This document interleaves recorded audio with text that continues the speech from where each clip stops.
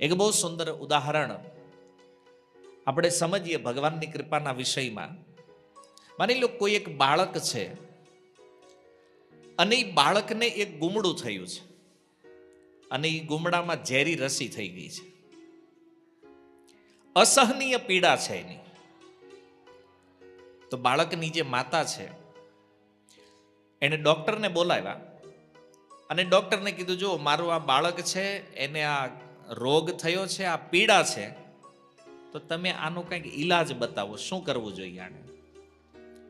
તો ડોક્ટરે કીધું કે જો આનો ઈલાજ એક જ છે કે આ જે ગુમડું છે એને કાપવું પડશે, ચીરો મૂકવો પડશે, અને એમાંથી વિષ જો બહાર નીકળી જાય તો બાળકને રાહત થઈ જાય.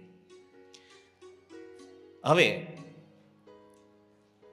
જો આ ચીરો મૂકવામાં નહીં આવે તો આ વિષ જે છે ને એના આખા શરીરમાં ફેલાઈ જશે, અને વિષ આખા શરીરમાં જો ફેલાઈ ગયું તો બાળકનું મૃત્યુ થઈ શકે છે. એટલા માટે તમે કયો તો હું ચીરો મૂકું. તો એ જે બાળકની માતા છે એણે વિચાર કર્યો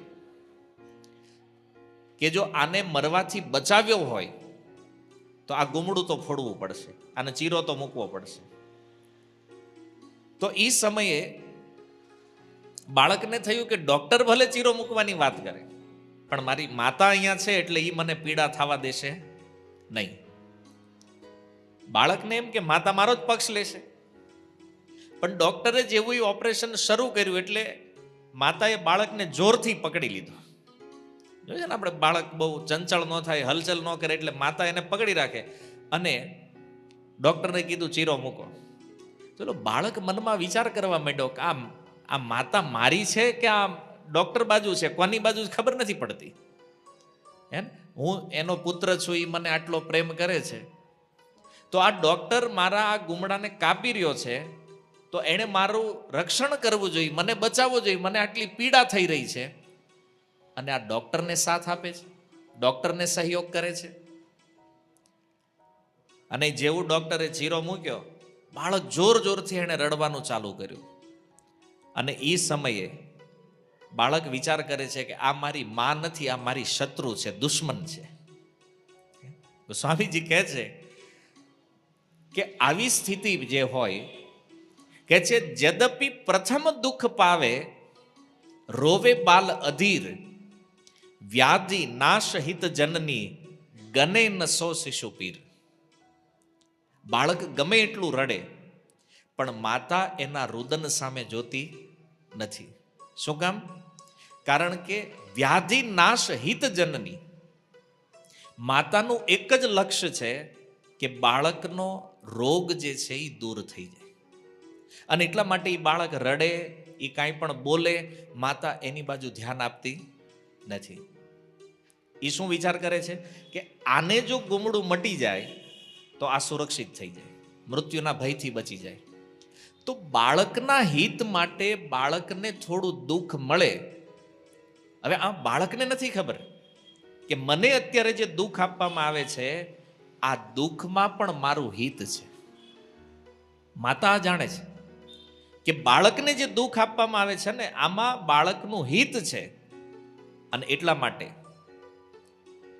એ જે સામાન્ય પીડા થઈ રહી છે બાળકને, માતા એને એવોઇડ કરે છે, એની સામે જોવાની જરૂર નથી. એ બાળકના હિતને જોયું એટલે એના કષ્ટમાં પણ પરિણામ શું આવવાનું છે? હિત. બાળક અપરિણામદર્શી છે, એને ખબર નથી કે આ જે શસ્ત્રક્રિયા મારી ઉપર થઈ રહી છે આનું પરિણામ એ છે કે મારો રોગ દૂર થવાનો. આ બાળક નથી જાણતો, અને એટલા માટે એને દુઃખ લાગે છે, એ દુઃખની અનુભૂતિ કરે છે. પણ જેવો એ ચીરો મૂક્યો એમાંથી વિષ નીકળી ગયું અને બાળકની બધી પીડા મટી ગઈ, બાળક સુખીથી સૂઈ ગયો. હવે બાળક છે એટલે રડે છે. હવે વિચાર કરો કે આની આ બીમારી કોઈ યુવાન વ્યક્તિને થઈ હોય અથવા કોઈ આધેડ વ્યક્તિને થઈ હોય, એને પકડવા પડે નહીં. એ સામેથી ડોક્ટર પાસે જઈને કહે કે અહીંયા ચીરો મૂકો. બાળક જે છે એ જેમાં દુઃખ પીડા અનુભવે છે એ જ વસ્તુ કોઈ યુવાન કે મોટી ઉંમરના વ્યક્તિ જાય તો એ સામેથી કહે છે કે અહીંયા ચીરો મૂકો. શું કામ? કારણ કે એ જાણે છે કે જો અહીંયા ચીરો મુકાશે તો આમાં મારું હિત છે. મોટો થઈ ગયો ને વ્યક્તિ એટલે એને સમજ આવી ગઈ. બાળક છે ત્યારે એ સમજ નથી હોતી. એમ જ્યારે જ્યારે આપણે અજ્ઞાનમાં હોય ને ત્યારે આપણા જીવનમાં કોઈ દુઃખ આવે, કોઈ કષ્ટ આવે, આપણે એને સમજતા નથી. બસ એ દુઃખને જોઈને રોયા કરીએ. 5 જણા મિત્રો હોય એની પાસે જઈને કેવી, જો અમારે તો આમ થઈ ગયું, ના નથી માનતો ને ઓલું સાંભળતો નથી, ના બધું કાંઈ બરાબર હાલતું નથી. પણ એમાં આપણે જોતા નથી કે આમાં પણ ભગવાનની કાંઈક કૃપા છે. તો આ જે દ્રષ્ટાંત છે એનાથી આપણે એ સમજવાનું છે કે જો જ્ઞાનમાં કોઈ ઉન્નત છે, કોઈ વ્યક્તિ જાણકાર છે, તો એ સમજે છે કે ભગવાનની કૃપાનું સ્વરૂપ શું છે. કોઈ પણ પરિસ્થિતિમાં અનુકૂળ કૃપા થાય કે પ્રતિકૂળ કૃપા થાય, બંને કૃપામાં એ ભગવાનની કૃપાનું દર્શન કરે છે. અને અજ્ઞાનની અવસ્થામાં અનુકૂળ હોય તો વાંધો નથી, પણ પ્રતિકૂળમાં આપણને દુઃખ લાગે છે. તુલસીદાસજી કહે છે કે તિમિ રઘુપતિ નિજ દાસ કર હરહી માન હિત લાગી. તો જેમ માં પોતાના બાળક માટે થઈ અને એ બાળકને કષ્ટ આપે છે એના હિત માટે, એમ કહે છે તિમિ રઘુપતિ નિજ દાસ કર. ભગવાન પણ પોતાના જે ભક્ત છે, પોતાના જે દાસ છે, એને થોડું દુઃખ આપે છે, થોડું કષ્ટ આપે છે. શેના માટે? હરહી માન હિત લાગી, એના હિત માટે, એના કલ્યાણ માટે. તુલસીદાસ એસે પ્રભુ હી કસન ભજવ ભ્રમ ત્યાગી. તુલસીદાસજી કહે છે કે આવા પરમ દયાળુ કૃપાળુ જે ભગવાન છે, આ જગતમાં એવો કોણ છે જે એનું ભજન નહીં કરે? તોય નથી કરતા આપણે. જો ભગવાનનો આ સ્વભાવ બતાવવામાં આવી રહ્યો છે કે ભગવાન કેટલા કૃપાળુ છે, અકારણ કૃપા કરે છે જીવ ઉપર. આપણે ભજન કરીએ તોય કૃપા કરે, ન કરો તોય કૃપા કરે. આવો અદ્ભુત ભગવાનનો સ્વભાવ છે. તો એક આશ્ચર્ય ગોસ્વામીજીને થઈ રહ્યું છે કે એવો કોણ વ્યક્તિ છે જગતમાં જે ભજન નહીં કરે? કે ઘણા છે ભગવાનની કૃપાને નહીં જાણવાના કારણે. તો આવી રીતે ભગવાન પણ સમયે સમયે આવી રુદ્ર લીલા કરે કે જેમાં દેખાય કે ઓહો, ભક્તને કેટલું કષ્ટ છે, ભગવાન આને કેટલું રડાવે છે. આણે આટલું ભજન કર્યું તોય જુઓ, ભગવાન તો એની સામું નથી જોતા. આવું દેખાતું હોય, બહારના લોકો હોય ને એવી, કારણ કે એ સેફ ઝોનમાં બેઠા હોય. એટલે એને એવું લાગતું હોય કે જો આ ભાઈ આટલી માળા કરી, આટલું ભજન કર્યું, શું થયું બિચારો, આખી જિંદગી હેરાન થયો. એ આપણી દ્રષ્ટિ છે કે એને આજીવન કષ્ટ મળ્યું છે કે એ દુઃખી થયા, પણ એ ભજનથી એનું સુખ કેટલું મળ્યું છે. ભગવાનને તો એના આત્યંતિક હિતની ચિંતા છે કે આનું હિત કેવી રીતે કરવું, એ મારું ભજન કરે છે. ઘણી વાર જોઈએ આપણે કે, કારણ કે આપણી બુદ્ધિ એવી છે ને કે આપણે હરેક વસ્તુને પૈસાથી જ માપીએ છીએ. કે માની લો આપણી પાસે બહુ ધન હોય, સુખ સુવિધા હોય તો કૃપા છે. એટલે જે ભજન કરતા હોય એને એના જીવનમાં કષ્ટ હોય ને જોઈ જાય ને તો એમ કે બિચારો આટલી માળા કરે, આટલી સેવા કરે, જો આની દશા જો હોય. આપણને એની ચિંતા થતી હોય કે આના જીવનમાં આટલું કષ્ટ કેમ હશે. પણ વિચાર એ કરવાનો છે કે ભગવાન જાણે છે. ભગવાન એક માતાની જેમ એને ખબર છે કે મારા ભક્ત માટે શું હિતકારી છે અને શું અહિત કરવા વાળું છે. તો અહિત કરવા વાળી જે વસ્તુ છે એ ભગવાન એના ભક્તને ક્યારેય આપતા નથી.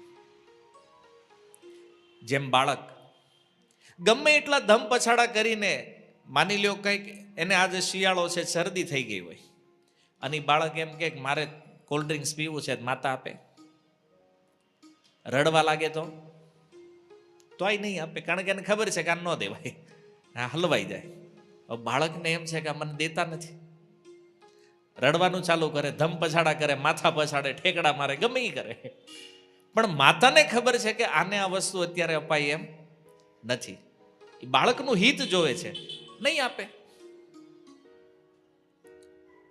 પણ બાળક એવો વિચાર કરે કે હું તો આને માં સમજતો હતો કે આ મને પ્રેમ કરે છે, તો એ મને દેતી નથી. અને એ જ માતા જો બીજા કોઈને આપતી તેમ લાગે આ બીજા ના આપે, મને નથી આપતી. પણ એમાં બાળકને પોતાના હિતનો વિચાર નથી. એમ ભગવાન આગળ જઈને કોઈ વિચાર કરે કે પ્રભુ અમે આટલી સેવા કરવી, આટલું ભજન કરવી, તો એ અમારી સામું જોતા નથી તમે. ભગવાન કે તારામ જોવા જેવું જ નથી કાંઈ. કારણ કે જો થોડુંક ઐશ્વર્ય વધારે આપશું ને તો તું ભજન મૂકી દઈશ. ભગવાનની આપણી લિમિટ જાણતા હોય ને કે આને જો જરૂરથી વધારે આપી દીધું તો તું માળા મૂકીને કંઈક બીજું ચાલુ કરીશ. એટલે જેમાં છો ને એમાં રહેવો. પછી કદાચ આખો સંસાર આવીને એને એમ કે એટલે ભાઈ તું આટલા વર્ષોથી ભજન કરે તોય જો ભગવાન તો તારે સામું જોતા નથી, એટલે આ બધું બંધ કરીને ધંધો કર.